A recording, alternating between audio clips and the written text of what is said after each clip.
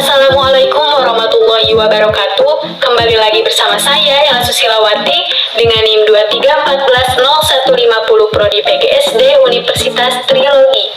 Tugas video kedua dari mata kuliah Psikologi Pendidikan dengan dosen pengampu Ibu Febrianti Yuli Satriani SPD MPD. Video ini saya buat untuk melaksanakan ulangan akhir semester mata kuliah Psikologi Pendidikan dengan tema Pendidikan Psikologi pada Anak Abad 21. Pendidikan Psikologi Anak Abad 21. Pendidikan itu sendiri tidak terlepas dari namanya belajar. Pada hakikatnya, segala sesuatu aktivitas yang dilakukan manusia adalah belajar. Sedangkan pembelajaran merupakan proses memfasilitasi agar individu dapat belajar. Secara khusus, dapat diutarakan bahwa pembelajaran merupakan suatu proses belajar yang dibangun guru untuk meningkatkan moral, intelektual, serta mengembangkan berbagai yang dimiliki siswa, baik itu berupa kemampuan berpikir, kemampuan kreativitas, kemampuan pemecahan masalah, hingga kemampuan penguasaan materi. Pada abad 21 ini, guru dan siswa dituntut untuk melek digital. Guru bukan satu-satunya sumber belajar, siswa juga dapat diarahkan untuk menelusuri sumber pembelajaran lainnya, yaitu melalui internet dan media pembelajaran. Penggunaan teknologi dalam bidang pendidikan. Menurut Kamus Besar Bahasa Indonesia atau KBBI, teknologi pendidikan adalah metode bersistem untuk merencanakan, menggunakan, dan menilai seluruh kegiatan pengajaran dan pembelajaran yang lebih efektif. Jadi, penggunaan teknologi dalam bidang pendidikan itu dapat mempermudah pembelajaran, dapat memperoleh informasi dengan sangat cepat dan mudah diakses untuk kepentingan pendidikan. Peran teknologi di bidang pendidikan yaitu ada 1. Infrastruktur pembelajaran. Infrastruktur itu sendiri merupakan suatu elemen yang penting dalam menciptakan lingkungan yang berkualitas. Meskipun bukan faktor utama, infrastruktur yang baik dapat memberikan dampak positif terhadap siswa. Contohnya yaitu laboratorium sains. Laboratorium yang lengkap dapat memfasilitasi eksperimen yang dilakukan para siswa untuk melakukan penelitian dalam bidang ilmu pengetahuan. Yang kedua yaitu contoh infrastruktur dalam teknologi pendukung, yaitu penggunaan proyektor atau papan tulis interaktif, yaitu terdapat pemasangan audio, video, ataupun visual untuk memperkaya pembelajaran. Hingga ada alat bantu dan fasilitas pembelajaran, merupakan alat, metode, ataupun strategi yang memanfaatkan teknologi untuk mendukung dan meningkatkan proses pembelajaran. Contohnya, e-learning atau pembelajaran berbasis elektronik merupakan pelatihan atau pembelajaran yang dilakukan secara online melalui komputer atau perangkat digital.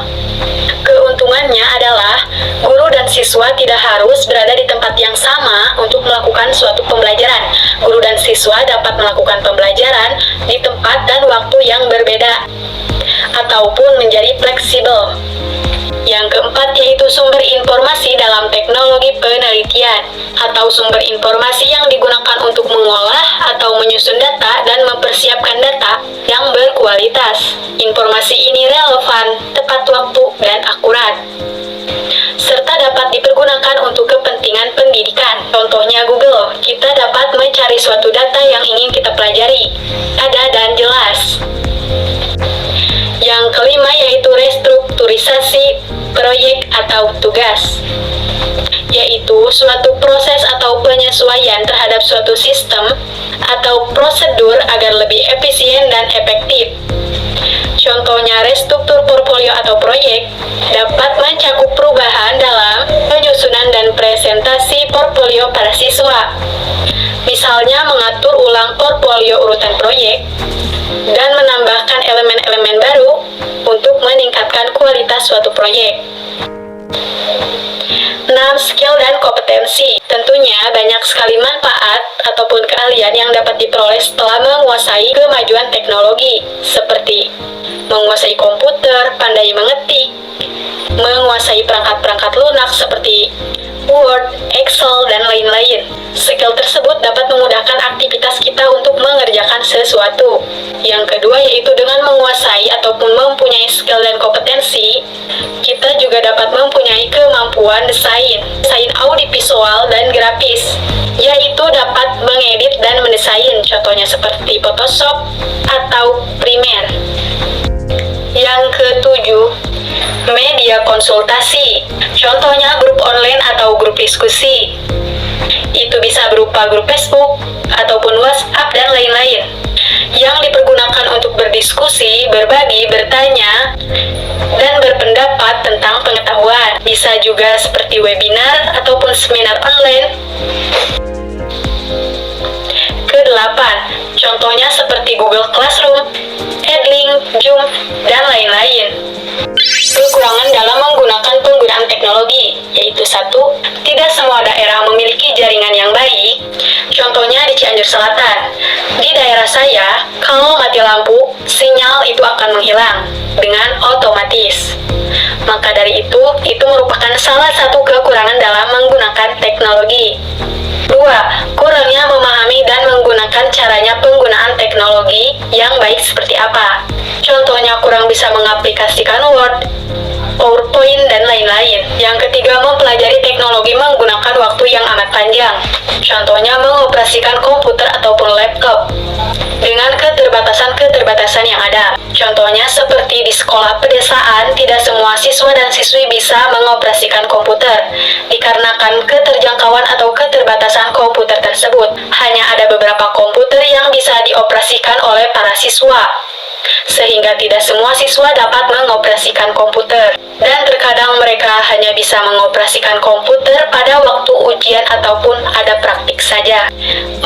Kurangnya interaksi. Bukannya untuk belajar, teknologi terkadang mempunyai pengaruh besar terhadap siswa atau anak. Karena kemajuan era digital, sekarang banyak siswa atau siswi yang menggunakan teknologi bukan untuk belajar, melainkan untuk bermain sosmed dan bermain game online, sehingga menjadikan anak tersebut menjadi malas untuk keluar rumah atau mageran.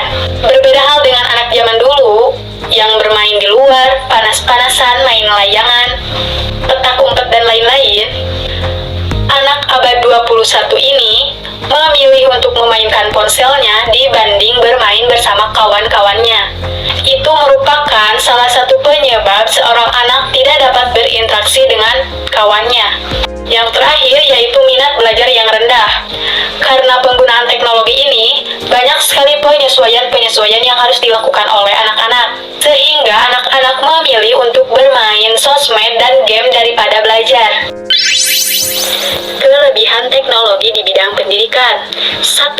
Mudah diakses, tidak terhalang oleh ruang dan waktu. Yang kedua yaitu membuat materi dengan tidak terbatas atau tidak ada batasan. 3. Menjadikan peserta didik lebih bertanggung jawab dan lebih mandiri. 4. Informasi banyak dari berbagai sumber. Dengan syarat, internet harus bagus. Program pendidikan yang baik untuk anak abad 21. A. Pusat anak bebas memilih minat bakatnya.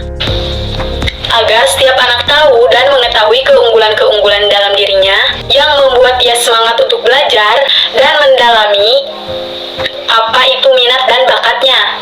Pembelajaran kooperatif yaitu bertujuan untuk agar siswa dapat berinteraksi sesama temannya, saling menghargai dan memberi pendapat ketika mereka saling berkelompok. Yang ketiga yaitu holistik dan integratif. Dilakukan agar membantu individu untuk melaksanakan pembelajaran atau mengembangkan potensi dalam pembelajaran dengan suasana yang lebih menyenangkan. Yang keempat yaitu integrasi pendidikan atau sarana mutu peningkatan pendidikan. Contohnya pembelajaran komputer. Yang kelima yaitu fleksibilitas atau mudah dalam menyesuaikan diri di era digital. Yang terakhir yaitu program yang baik untuk anak abad 21 yaitu CORSI, yaitu critical thinking atau berpikir kritis. Yang kedua, creative thinking atau kreativitas. Yang ketiga, komunikatif atau komunikasi. Dan yang keempat, kolaboratif atau kerjasama. Tantangan guru dalam mengakomodir psikologi anak abad 21. Jenis-jenis gejala jiwa yang perlu diperhatikan oleh seorang guru. Yang pertama yaitu perhatian peserta didik. Seorang guru harus mampu dan mengerti cara mengambil perhatian peserta didik, agar mereka dapat mampu mendengar dan menyimak dengan seksama materi yang diberikan oleh guru. Salah satu contohnya yaitu guru dapat melakukan ice breaking terlebih dahulu sebelum pembelajaran dimulai, agar siswa merasa happy dan mengerti dalam pembelajaran yang akan dilaksanakan nanti. 2. Yaitu motivasi belajar. Guru harus mampu untuk meningkatkan motivasi kepada siswa, mendorong siswa, membuat mereka untuk selalu belajar dan merasa senang saat melakukan pembelajaran, dan lebih aktif dalam belajar. 3. Pikiran peserta didik. Guru harus tahu dan mampu membuat siswa berpikir terbuka, dengan mengetahui hal apa saja yang membuat siswa kesulitan dalam pembelajaran, atau situasi-situasi seperti apa yang mereka rasakan. Contohnya, guru dapat melakukan diskusi. Dengan diskusi, guru dapat mengetahui masalah-masalah yang dihadapi oleh peserta didik dan bagaimana perasaan peserta didik dalam melakukan pembelajaran. Lalu, guru harus memahami setiap karakter peserta didik dan memberikan rasa aman nyaman kepada siswa, bantu dan memecahkan jalan keluar agar setiap siswa paham bagaimana perbedaan kepribadian setiap siswa, seperti sikap, perasaan, minat, dan sikap peserta dalam melakukan pembelajaran.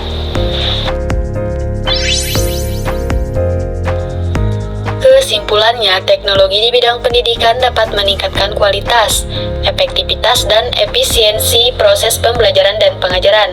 Teknologi dapat membantu siswa dan guru dalam mengakses informasi, berkomunikasi, berkolaborasi, dan berinovasi. Teknologi juga dapat membuka peluang bagi pendidikan yang lebih inklusif, interaktif, dan relevan dengan kebutuhan masa depan. Namun, teknologi juga memiliki dampak negatif yang perlu diwaspadai, seperti ketergantungan, kecanduan, dan penyalahgunaan informasi. Oleh karena itu, penggunaan teknologi dalam pendidikan harus disertai dengan pengawasan, regulasi, dan etika. Pada abad 21 ini, para guru harus lebih memperhatikan kemajuan pembelajaran siswa di bidang teknologi. Baik teman-teman, hanya itu saja yang dapat saya sampaikan. Mohon maaf dalam perkataan dan kekurangan. Kelebihannya hanya dari Allah Subhanahu wa Ta'ala, kekurangannya hanya dari saya. Sungguh manis buahku ini, buah dimakan dengan cepat. Berakhir sudah video ini. Semoga dapat bermanfaat. Wassalamualaikum warahmatullahi wabarakatuh.